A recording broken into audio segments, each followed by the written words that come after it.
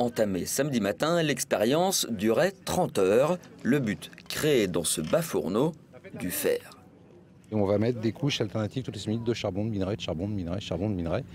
Et ce qui va se passer, c'est que comme on est dans un endroit complètement clos, le charbon se consume, produit du monoxyde de carbone.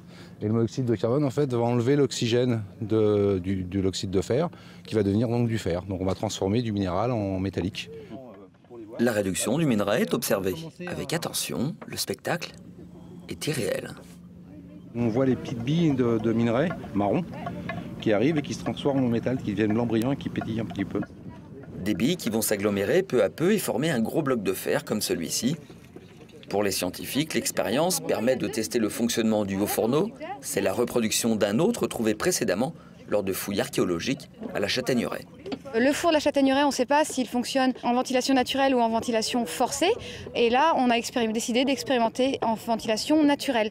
Maintenant, est-ce que ça va fonctionner ou pas? On ne le sait pas. On saura demain en ouvrant.